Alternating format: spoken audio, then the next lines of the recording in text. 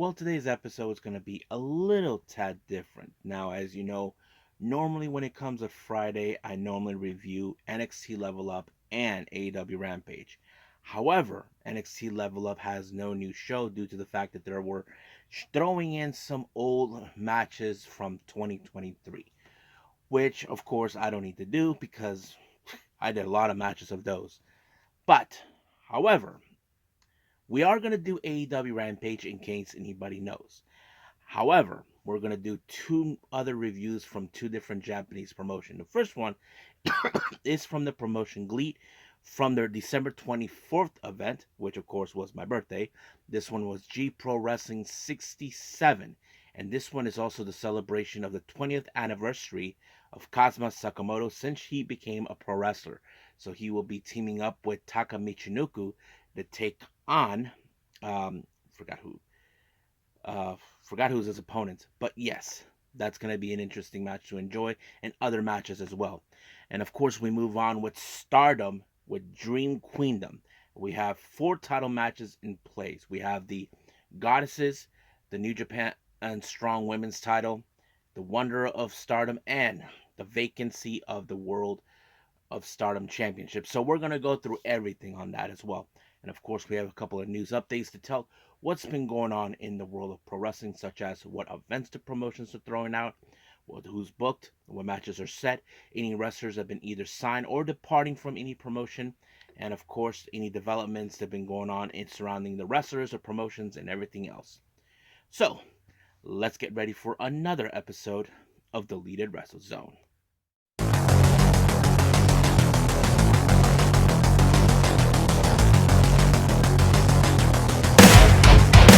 Are you ready? Get up, get up! Get up, get up! Get up, get up! Get up, get up! Get up, get up! Get up, get up!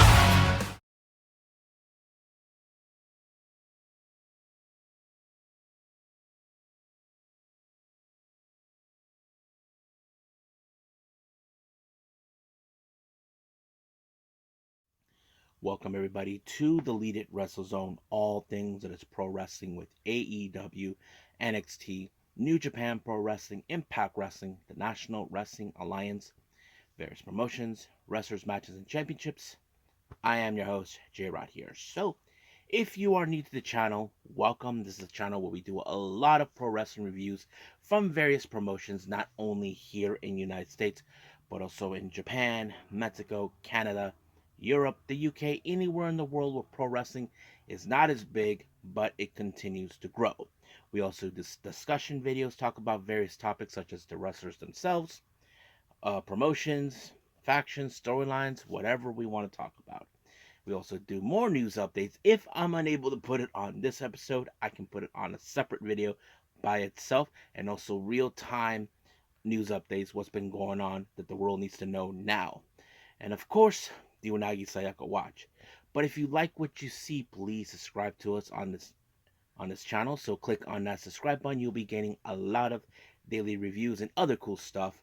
Or if you like this episode, please give us a like on the like button or leave us a nice comment in the description down below.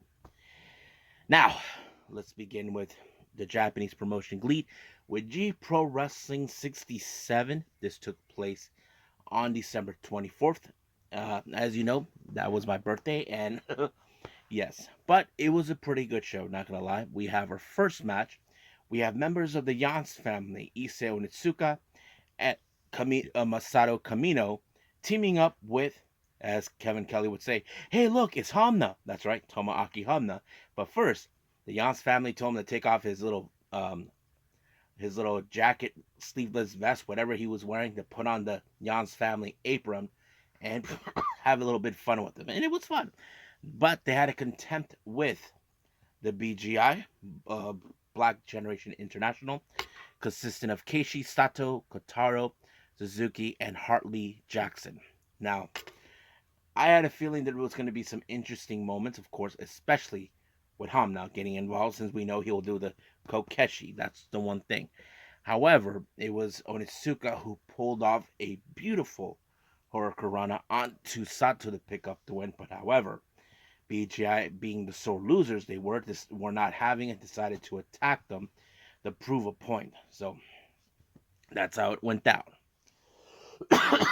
Now, one of Jan's family's newest members, Fire Katsumi, originally from the promotion Just Tap Out, which is Taka Michinoku's promotion, was having a singles match there taking on Jun Tonsho. I have to say, Fire Katsumi really, really was impressive. Not gonna lie, he's very athletic in all this, but he pulled off a modified Boston Crab that forced Jun Tonsho to win. And of course, Takanori Ito and the rest of the Yans family were happy. They were so surprised that one of their newest members actually picked up a very impressive win. Not a lot of people can say that, but it was very impressive. I know Fire Katsumi really pulled off an amazing win. I'm sure that everybody are happy for him. Um, our next match, we have a very interesting tag match. We have JD Lee teaming up with Minoru Tanaka. They take on Galeno Del Mar and straight from Australia, Tommy Knight. Now, I don't know much about Tommy Knight, but dude is a big individual. It makes sense why he teamed up with Galeno Del Mar. But however, X factor of this match, Galeno Del Mar and Tommy Knight, these are two huge individuals. How in the world do you defeat them? Well, if you must know, I do think that Lee and Tanaka do have experiences in martial arts that could help them.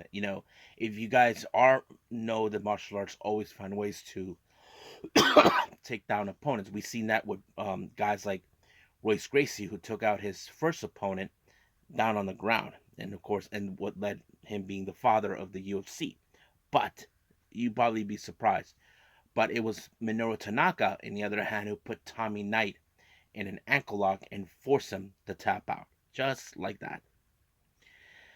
Next up, we have tag team action. Yuya Zazuma and Soma Watanabe. They take on Tetsuya Izushi and Takanori Ito. Now, it's interesting that Izushi and Ito team up since Ito is the leader of the Yance family. Now, we know that Izushi used to be a leader of his own faction, 60 Seconds, until they were disbanded. But however, in this match, it was um, Watanabe who pulled off the 450 splash on Ito to pick up the win. So basically, this was a huge embarrassment for the leader of the Yans family. I wouldn't be surprised if Ito would definitely want to have a one-on-one match against Soma Watanabe. Next up, we have a very interesting match. We have Seishi Ikimoto taking on Kaito Ishida. Now, Ikimoto initially, as soon as the bell rang, he initially ran up to Ishida to give him a knee to the face. Now, Ishida, he's a real bastard. Basically, he likes to attack his opponents right when the bell rings. So basically, Ikimoto was not playing that trick on him, so he decided to do it for him. But they took the fight outside the ring as well, slamming each other through chairs and other things possible to hurt one another. But in the end, it was the German suplex by Ishida to pick up the win on Ikimoto. Next up, we have, of course, the birthday boy, KAZMA Sakamoto, celebrating his 20th anniversary. He teams up with Taka Michinoku. Now, for all you WWE fans, if you remember him, he's that one guy who says, "Indeed," and part of the group known as Kaientai. That's right. Same Taka Michinoku. They take on Kaz Hayashi and veteran wrestler, the Dragon, Tatsumi Fujimari. So I think this was a pretty good match. Now, I was like, you probably have two veterans involved in this match, but however, it was, of course, Fujimari that picked up the win by applying the Dragon Sleeper on the birthday boy, and just like that, it was over right from there. Now, our next match, we have an interesting trios match. We have members of Strong Hearts, Shima, El Linda Man, and T-Hawk teaming up. They take on Bullock Orchestra, Jack Shimatani, Hayato Tamura, and Ryuichi Kawakami. However, before the match even started, Shima, if you ever seen Shima when he comes in the ring, he likes to do a little flip onto the ring. Apparently, he botched it twice, and apparently he got it right the third time. So I thought it was so embarrassing. I mean, for him to do something like that, even botching it up. But yes. But as you know, Strong Hearts and Volk Orchestra have been at war with each other from the very beginning since the promotion started. However, we know that T Hawk is the current G Rex champion. He defends his belt against Hayato Tamura, and this is the second time they confront each other. So this is before the final show of the year, and I will review that on the next episode if anybody asks. But however, it was Shiva who pinned Shimatani, and the match was over right from there. So I thought it was a pretty good one right from the very beginning. So I think that's pretty much it with GLEAT. I believe it's time for Stardom.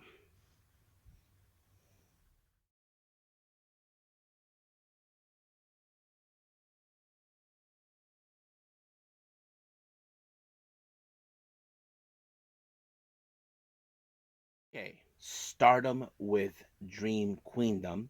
This is the final pay-per-view and final show of 2023 for Stardom.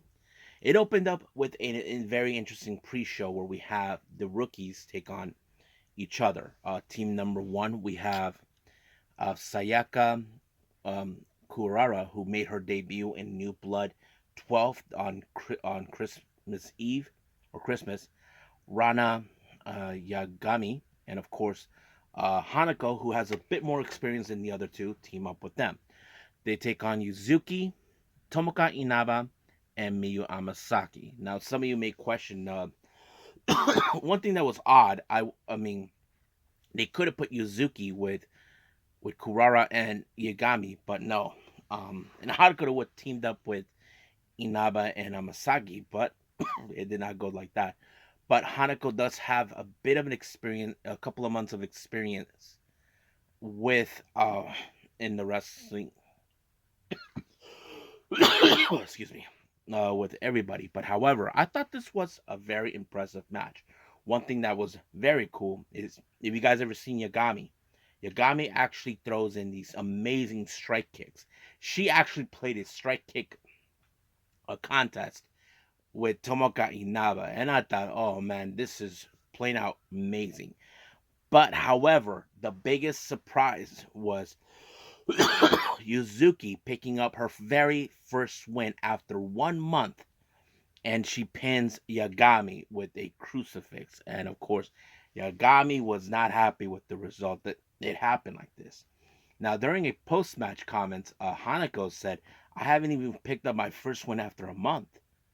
So basically, she's like in shock that somehow Yuzuki, she just had her first win after a month from being debuted. Hanako hasn't even picked up her first win yet.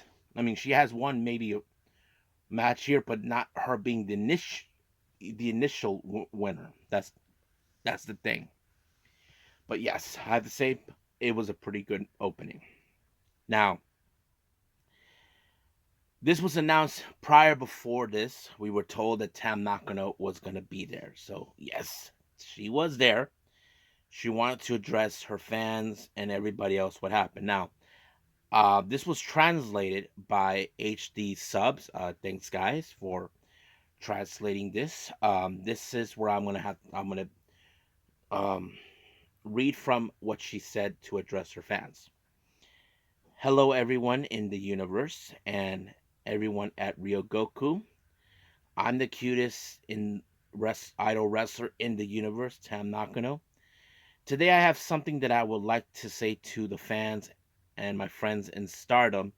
So I took this time. Please bear with me for a moment. Thank you.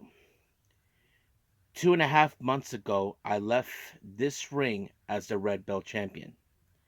I am truly sorry for disappearing without being able to fulfill my responsibilities as champion, for causing the inconvenience and concern to my fans during my absence. I thought the many things.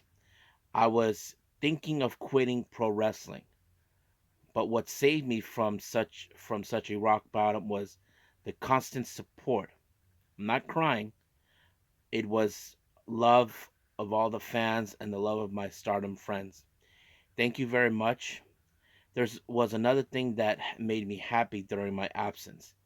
The other day, I received the 2023 Pro Wrestling Award, the Women's Pro Wrestling Award established by Tokyo Sports. Really, thank you for always saving me from me. Now it's my turn. I promise I'll send my love to you and my friends at Stardom. I promise that I'll definitely come back to this ring for that. Tam Nakano may be a fifth or sixth star, but I will definitely return to the top and bloom again. And I want to make my precious Stardom the best promotion in the world with all of you and my friends. So please continue to believe in us and follow us. Please treat us well. Today is the last Stardom show of 2023. The wrestlers will deliver their best matches to everyone. Everyone, please enjoy Stardom until the end. Thank you very much. So, yeah, that was her addressment. Now, during the backstage area, she did stated that she will return to the ring when the cherry blossoms bloom. Now, someone did comment, and that's around the time somewhere between the end of March, early April. You probably say, dang, that's a long way to go. Yes, you got to keep in mind, she's still not out of the woods yet. Her knee was still messed up. She even said, even when she's trying to recuperate, it still hurts, but she's trying to do the best she's possible. Also, some douchebag even saying that the world was better off without her. You know, I would like to say that guy, go effing yourself. So, yeah. So, anyway, let's continue on with our very first match on the main card. We have a four-way tag match. We have Saki from Colors teaming up with her old pal and current member of the Cosmic Angels. As you know, they're both allies. We haven't seen Saki in Stardom in over almost 8 months since April. So this is a treat. Even they did the Kozen dance. I was very impressed that they did their best to try. They take on Queen's Quest Lady C and Hina versus Godzai, Amisuri, and Saki Kashima. And then finally, DDM, Tekla, and Mai Sakurai. I thought this match was pretty good. I mean, recently we did see Saki Kashima return to the ring.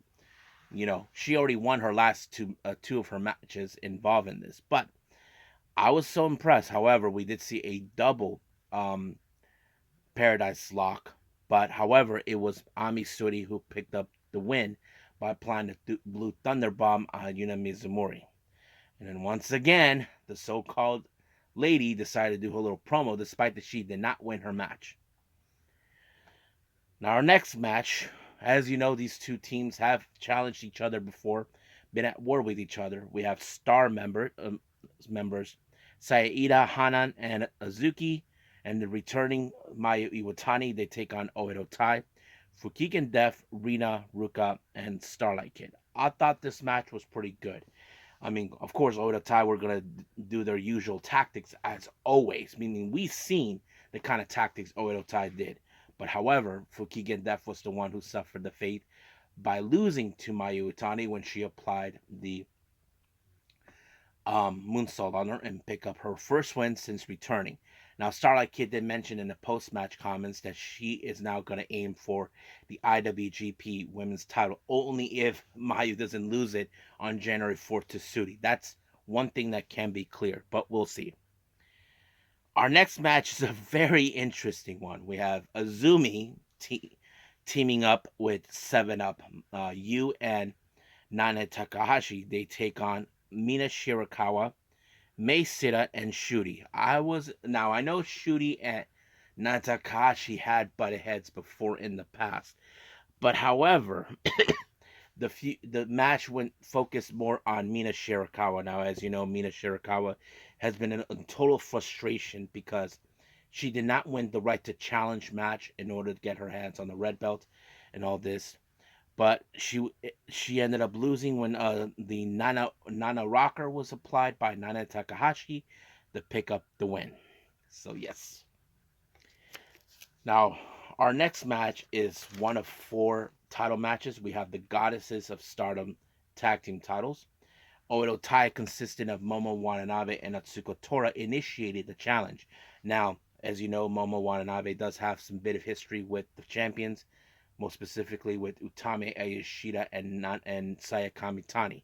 They're now saying that we will take those belts and you will regret from ever coming back. However, of course, there like I say, Oda tie with these tactics and tricks in order to ensure they win. It did not work exactly in their favor. Even the Mist did not work one at all.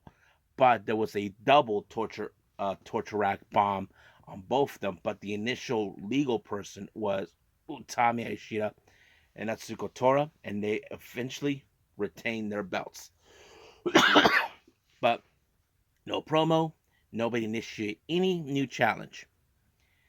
Our next match is the New Japan Strong Women's Championship. Now, these two ladies, they have met each other one-on-one in the ring. We're talking about Mega Bane and Julia. Now, Julia and Megan have ended up in a time limit draw before in singles competition, but she did initiate that she would challenge for her belt recently during a trios match in Korakuen Hall at the year-end climax. Megan Bain initiated the F5 on Julia to pick up the win. But however, every blow after blow that they try to take each other, I mean, with the Northern Light Bombs, nada.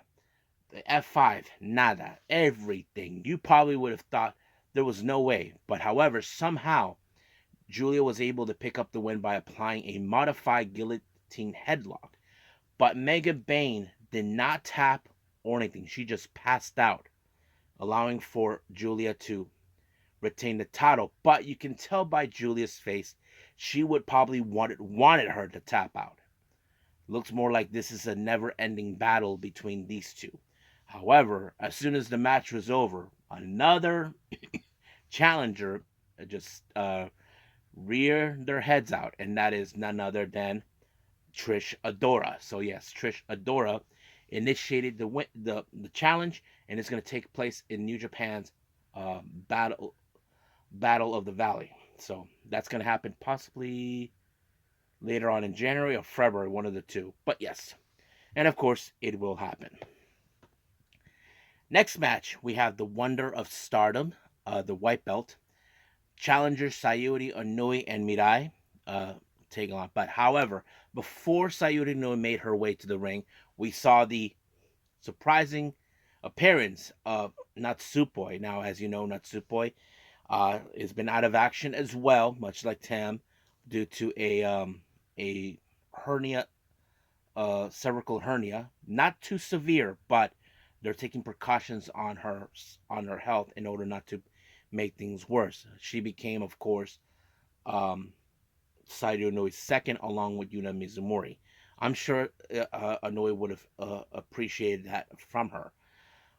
But of course, there's something I will talk about that once this match was over. But I thought this match was fantastic. Many fans who love Inoue were hoping this will be the moment where she finally picks up her first win, first singles title run in Stardom. And I thought it was impressive. But it took like so many German suplexes to put her away. Not even the pottering or the temdrum or whatever moves that, of course, Inoue had in her arsenal did not put Mirai away. But even Mirai even did the same thing to her, but it didn't do anything. But it was Inoue with a modified Tiger Driver that put Mirai away. And then, of course, there was I don't know what she said in the promo, but there's that. But as soon as the promo was done, Natsupoi and Inoue actually locked on each other. Now, don't forget, Natsupoi has been pursuing this belt before. Last time she challenged this belt, this was like months ago, back I think in March, when of course, no, not March, April, right after the All Star Queendom, of course, when Mina retained the white belt, which was her first and only defense. But now there is another part that I noticed. If you guys noticed it too, there was a moment where Mai Sakurai, who was doing commentary since the start of the title matches, seemed disappointed that Mirai lost. But the reason I say this is because the storyline that we're building up. there was a good friendship between both Mirai and Mai Sakurai, but Mai Sakurai has been unable to defeat Mirai even so. And she mentioned a couple of months ago that her next goal is to win the white belt. I don't know how she feels now that Mirai lost it, but I wouldn't be surprised if she initiates the challenge to Saito Noi. So we'll see about that. Now, our main event is the World of Stardom, the red belt, which was vacant back in November. Now, as you all recall, Suzuki won the 5-star Grand Prix. She even defended her spot against Azuki earlier this month. But however, the other challenger is Micah. Now, their storyline is this: Zuzu said she wants to be the face of pro wrestling, but Micah said she believes that she will lead Stardom into a new era. But she also believes that Zuzu is incompetent to be champion because she does not represent Stardom. So it's more of the battle like who will lead Stardom, that sort of thing. But man, this match was so intense, so many ways. I mean, blow after blow. Not to mention it took what, 5 Michinoku drivers for Micah to finally put Suzuki a win and become the red belt champion. And of course, Zuzu was disappointed. But what's strange is Julia helped her out. And later on, during a post-match comment, Julia decided to team up with Zuzu to take on Micah and Mega Bane, which is kind of interesting. Now, to me, I wouldn't be surprised if Micah leaves DDM. Now, I know some of you think, why would she do that? It wouldn't be fair. Think about it. Sudi left because she felt she was underrated under her because, she was more popular than her. If Micah has that same kind of feeling, then she has to make her decision to leave on her own accord, not on Julia. But we'll see. So, no new challenge has been made just yet, but Micah is the new champion. But of course, all eyes were on this match. Of course, there's photos of Mina, Tam, Azuki, and Ami Suri looking into this match. So we will see what happens from here on out with everyone. So we'll go from there. I think that's pretty much it with Stardom. I believe it's time to move on with our final review, AEW Rampage.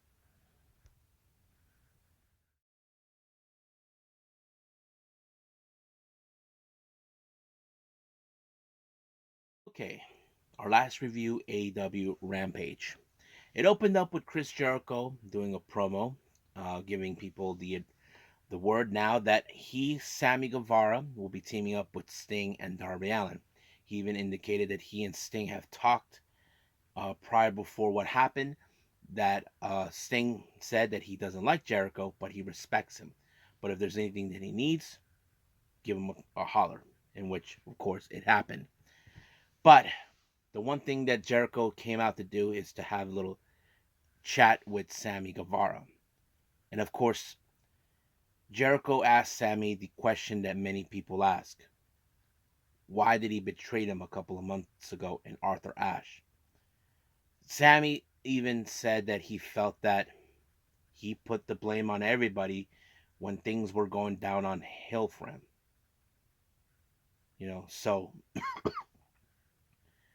So basically he apologized to Jericho, that he felt that he should have known that Jericho was not at fault for him going downhill, but that he should have been the one taking responsibility on himself.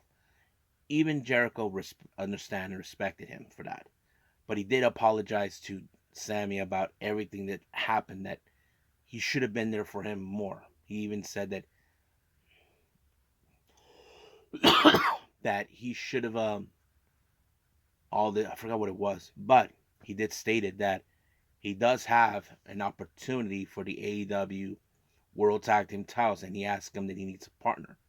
So he's asking Sammy, "Will you like to be my partner?" And this is going to be a good thing for Sammy because they never teamed up, have their tag team title match I think they have, but they never won it. But it would be interesting to see where they're gonna go. And of course, we did see the Don Callis family a little later on giving their advice, saying that this whole thing with Darby, Sting, Jericho, and Sammy is going to be a downfall. And not to mention Ricky Starks, who has history with Sting, said that this match will be his last one before Revolution. Well, Christian Cage said the same thing, but we'll see. Now, during an interview with Renee Paquette, as you know, Daniel Garcia pulled off a pretty good upset this past Wednesday at Dynamite.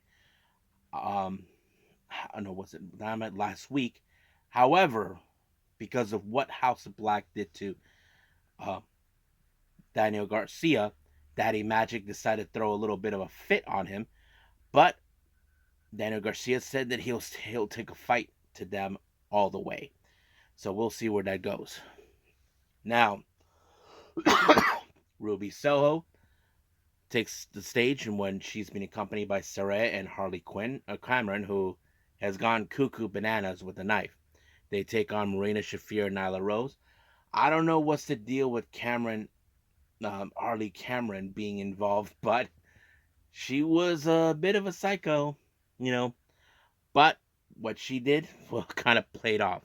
But it did allow for Ruby Soho to pick up the win and applied a schoolboy onto Marina Shafir to pick up the win.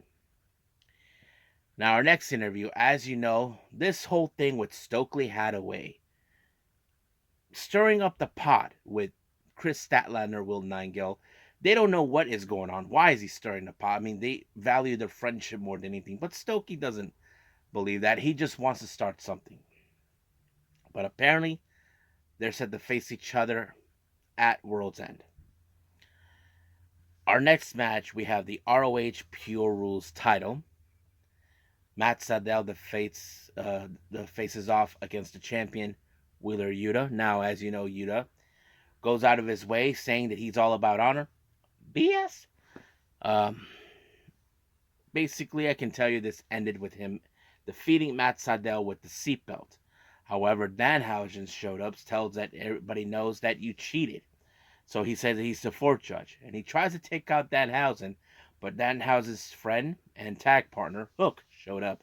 As you know, they have a date with Destiny at World's End. And finally, our main event, we have a very interesting trios match. Trent Beretta, Rocky Romero, and Orange Cassidy taking on Action Andretti and Top Flight, Dante and Darius Martin. I thought this match was fantastic. I mean, I was so impressed what everybody were doing. I mean, not to mention OC throwing orange punches, everything else. But it was Dante Martin who picked up the upset by pinning Rocky Romero. And I think many of us could say it's only a matter of time until Action Andretti and Top Flight make their way again back to the Trios World Championship. That is something we definitely could see in the foreseeable future. It's only a matter of time until it happens. They may have come up short against the Acclaim and Daddy Ass, but it's only a matter of time until they make their way back. And I think that's pretty much it right now with AEW Rampage. Let's move on with some news updates.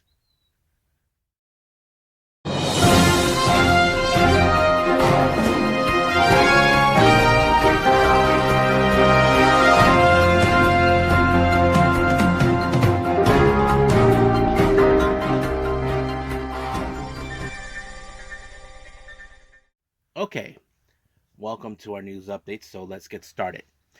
GCW updates. As you know, we are close enough to on December 31st for Aftermath.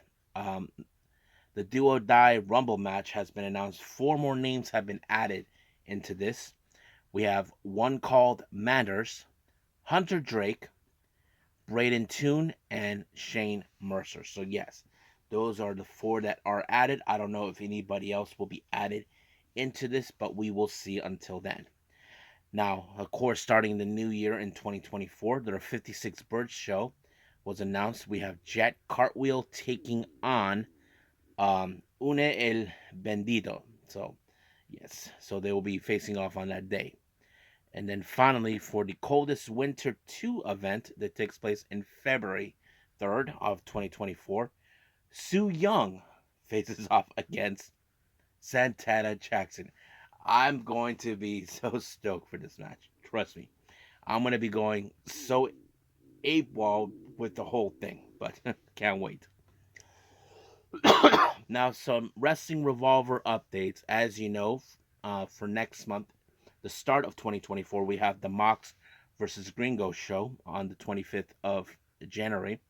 Masha Slamovich will face off against Jake something. This is the first time ever match, so I'm sure this is going to be really, really impressive. Now, 2 months later, after that, in March on the 16th,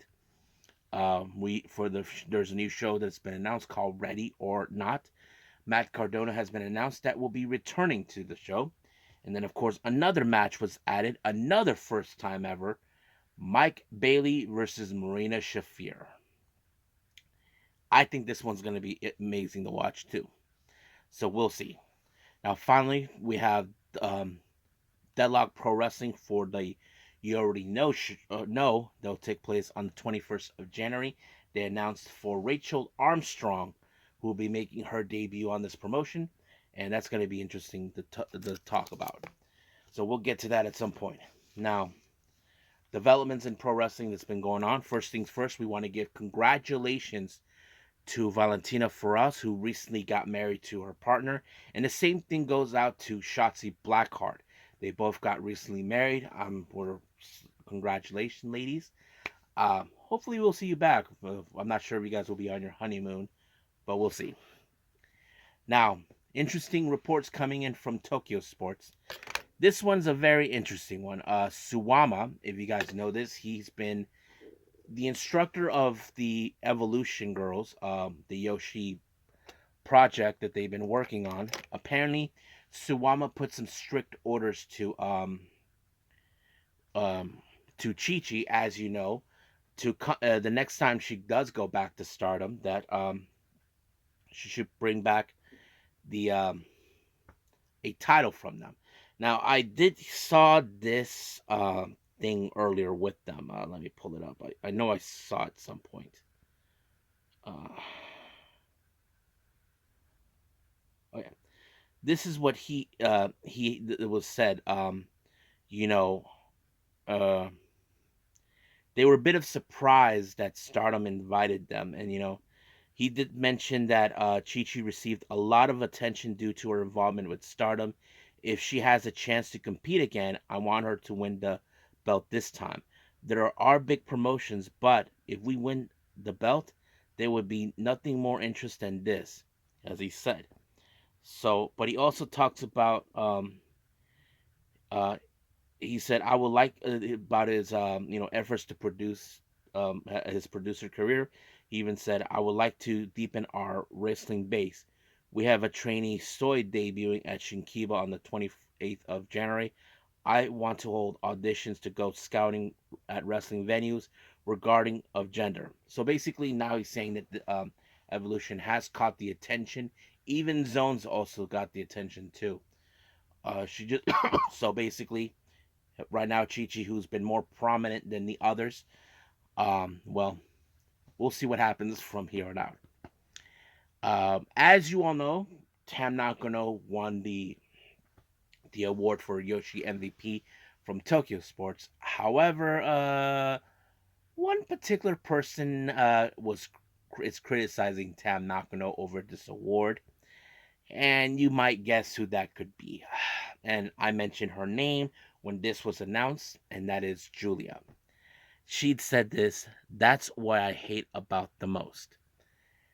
I think many people are now saying, why wasn't Julia in the conversation for this? I mean, that is a good question, but we know there were four other names that were mentioned for this award, other than Tam. There was Unagi, Sario Noi, Rina Yamashita, Miyu Yamashita, but Julia's name was not even in the conversation for this award.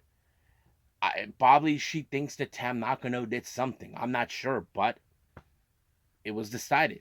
But yes. Now, as you all may heard, there has been speculations about Mercedes Moné, formerly known as Sasha Banks, to return to WWE. This was confirmed from Fightful Select, apparently, that the deal with both parties, both Mercedes and WWE, did not fell through. It apparently fell apart. Now, I know from my understanding in the past that Mercedes has been asking that she wants to say the same kind of pay as Charlotte Flair and Becky Lynch, but I'm going to say that maybe that negotiation didn't do well. But there has been belief that by WWE that she will return intimately to the company. But there's also been reports of her making trademarks, filed for 3 trademarks. Now we do know that AEW did have like a sort of a talks with her, but it didn't fell through or whatever happened. But someone said this is now in Scott D'Amore's court on this one. I mean, who knows? But we'll see. Now, Wrestling Observer reports.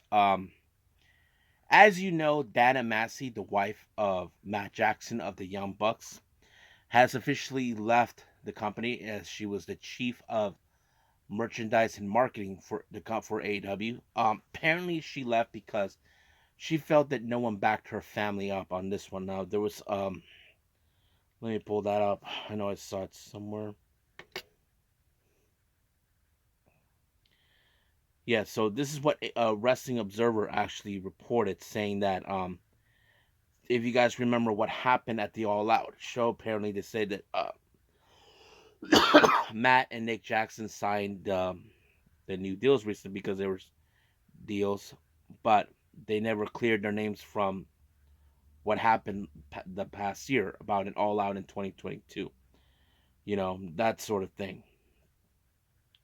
But she felt that AEW did not publicly defend her family. I mean, I understand what she's saying, but, you know, that's how it is. So she's basically upset that AEW didn't do anything to protect her family after what happened last year in All Out in 2022.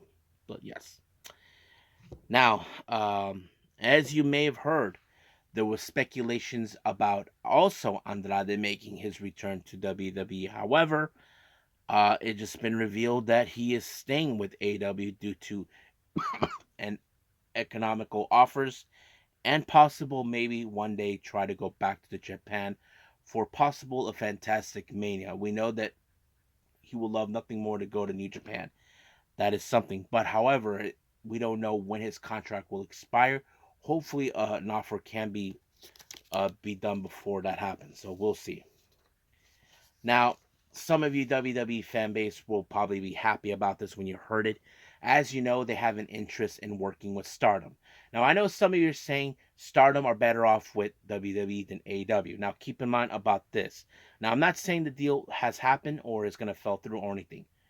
Something that Dave Meltzer said something too about New Japan, about, of course, WWE reaching out to have a working relationship with them. But Dave Meltzer said this about, would this be beneficial to New Japan working with WWE? Because we have seen often where, of course, WWE in the past would rather make their guys look good and make other companies look bad.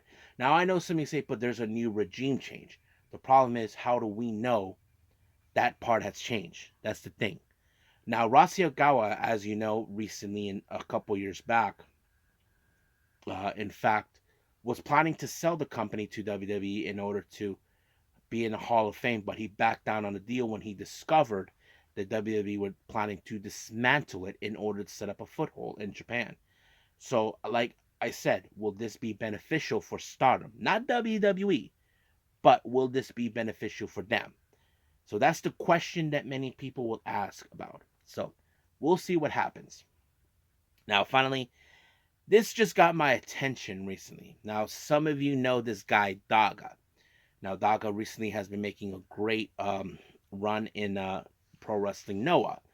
However, you all know who he was, or I don't know if he still is, because the last I heard, he was separated from her.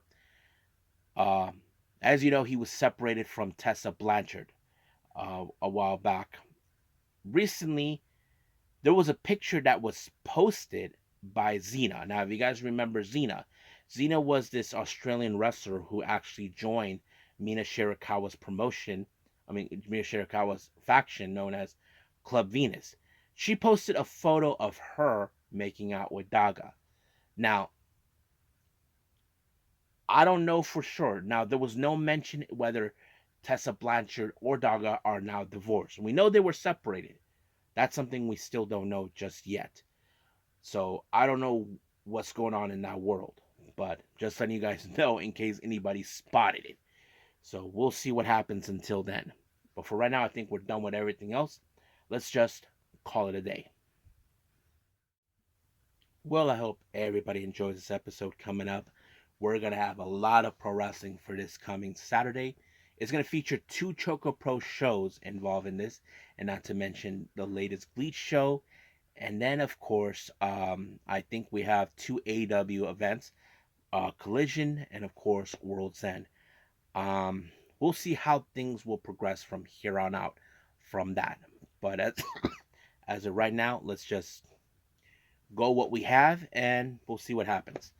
But until then, I will see you guys in the next DWZ time. Same DWZ channel. I must bid all of you adieu. So, goodbye. And have a nice day. Bang.